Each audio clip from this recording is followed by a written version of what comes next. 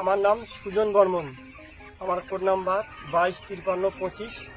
আমি সুগনা কোম্পানির নতুন ফার্মার সলভেন্ট এবং বি ওষুধটি কীভাবে তৈরি করতে হয় আজকে আমি শিখতেছি। পার্ট এ নিয়ে নাও 32 ml।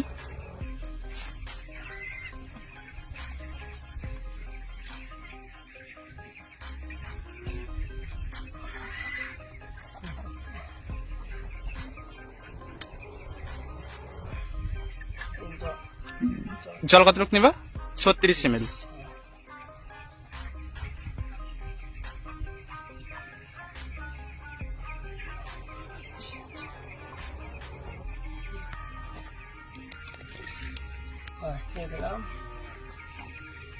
কিছুক্ষণ 2 মিনিটের মতো রাখতে হবে সলভেন্ট বি দেওয়ার জন্য।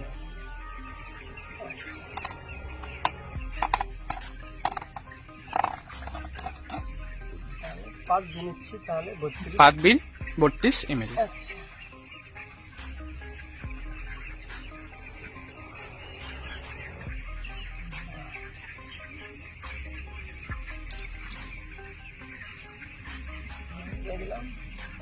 বোতলের ঢাকনাটা দেখিয়ে দাও যে ফুটা করা হয়েছে কিনা।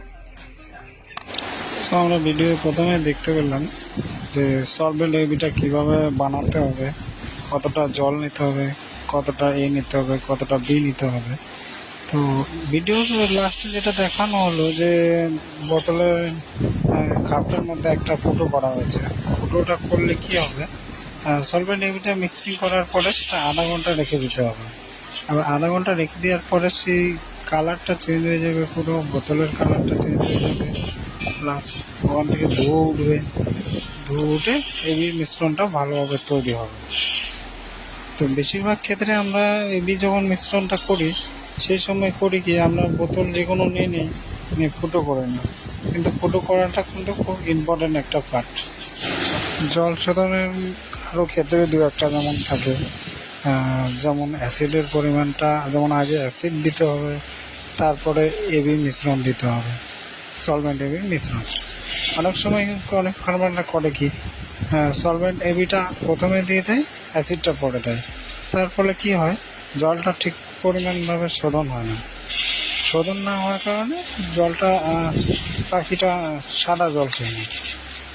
আরও একটি কি, সঠিকভাবে জলটা শোধন না হওয়ার কারণে অনেক সময় সিআরডি সাউন্ড এফেক্ট হয়। ইকোলি যদি একটু থাকে, ইকোলি থেকে সিআরডি সাউন্ড তার পরিমাণটা বেড়ে যায়। পাখি একদম ভালো রাখতে গেলে জল শোধন 100% করতেই হবে। সো ভিডিওটা বেশি বড় করলাম না। ভিডিওটা ভালো লাগলে অবশ্যই লাইক শেয়ার দেবেন।